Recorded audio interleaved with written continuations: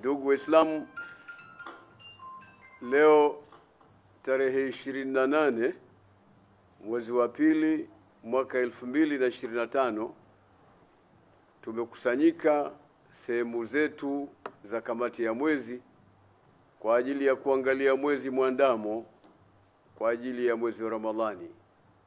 Lakini haijapatikana habari yoyote ya mwezi wa Ramadhani nchini kote, Tanzania bara na Tanzania visiwani, bali na wenzetu wa Kenya vile vile hawajaona mwezi mahali popote.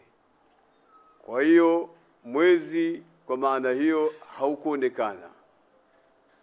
Tunawaelekeza Waislamu wote na kuwaarifu na kuwatangazia kwamba tunakamilisha Shaabani siku 30 na tunatarajia insha Allah Taala mwezi wa Ramadhani kuanza kesho kutwa, ambapo itakuwa ni tarehe 2 mwezi wa 3 mwaka 2025.